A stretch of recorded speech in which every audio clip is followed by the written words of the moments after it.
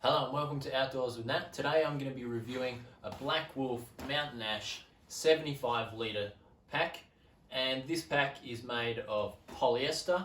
It costs around 200 Australian dollars recommended retail price, so you might get it slightly under that, and it has an internal frame and an adjustable harness system. First thing, 75 litres, it's actually quite a narrow pack, but it's quite tall, and so different manufacturers measure their literage in different ways. I'd say that this is on the smaller end of a 75 litres, but certainly if you stretch it right out, and there's quite a large gusset at the top for stashing a bit of extra gear, and there is some adjustability in the hood here as well. So maybe that's how we get to a full 75 litres there.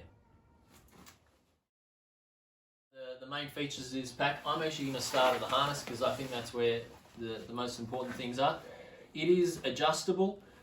This harness system, it's not my favourite. The reason that is that it is very adjustable, but all the weight in this harness is being held by these sewn-on bars of material, and if I'm pulling up or putting weight in this pack, the pull force is actually in this direction, and when I do that, you can see that it's actually just pulling on the very last stitch of that bar, and so they've had to use multiple bars to try and distribute that load.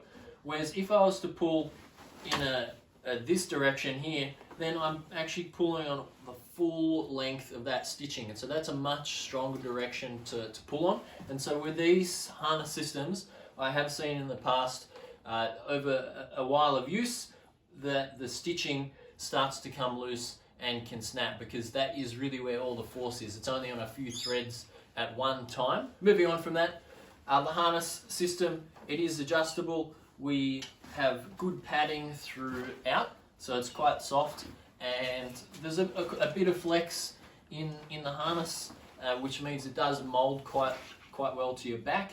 It would be what I would call a universally comfortable pack, but it's not going to give you, the things that you want for a really long-term pack. But that's comes in the price, and that's to be expected for what we're getting here. Right, so I'm going to talk about materials and construction. So this pack is made of polyester, a synthetic fibre, and polyester has quite good durability, but the weave is not quite as tight. So if we do get a hole in this polyester, then it's likely to spread a little easier and also fray at those edges. So that will be what we'd see. Let's work from the bottom up in terms of pockets. It has many straps on the outside, which is one of the things that I'm not too much of a fan of. So down the bottom there's a loop to put something underneath, maybe a tent or a roll mat.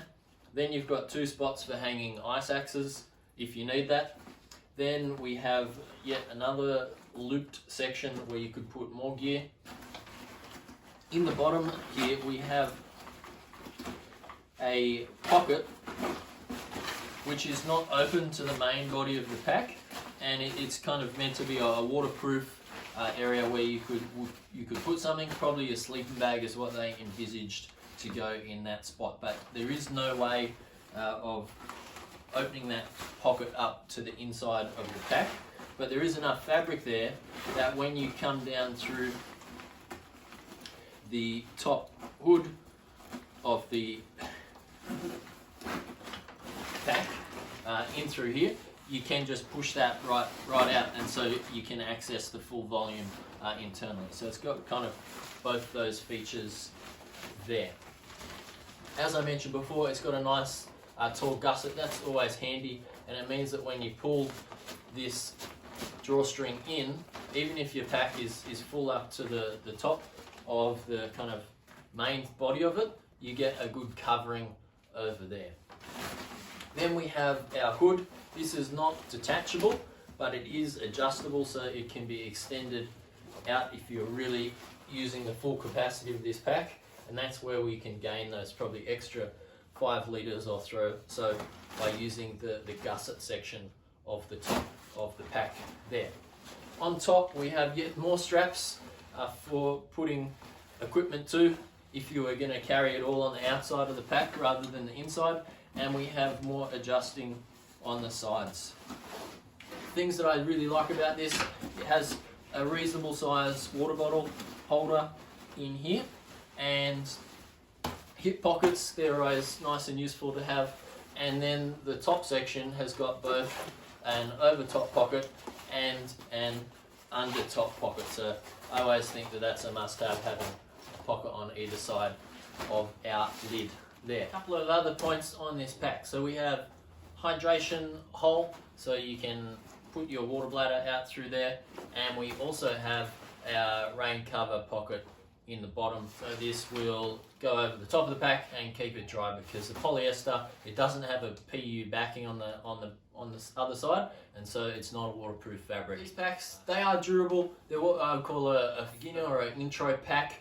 However, I would recommend, if you have the extra dollars, I would get a higher quality pack. It will cost you more money, but it's going to last you longer. It'll be more comfortable, and you'll have it for 10, 15 years easily. As an intro, great one for a first pack or for a school kid, that type of thing. But maybe not the ideal long-term pack if you're getting serious about going hiking.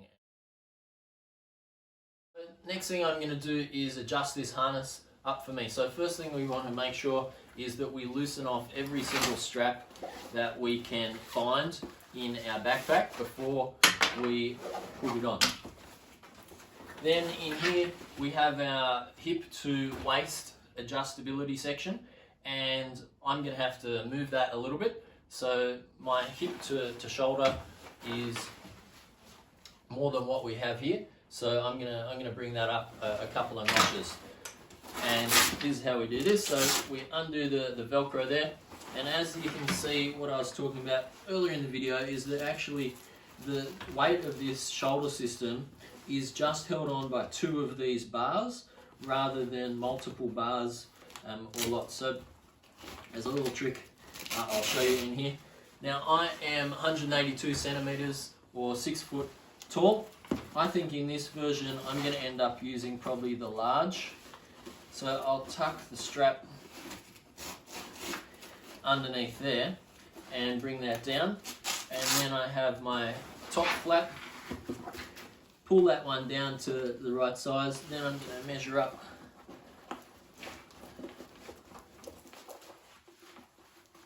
and tuck through the top bit and pull that in. And so you can see we've now extended the distance between the hip and the waist belt.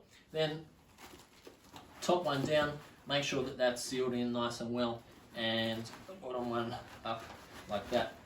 Rub that Velcro in to make sure that it's done. So there, we're looped around the large, and that's kind of a medium to large fit. There's another 2 loops that you could go up if you had to.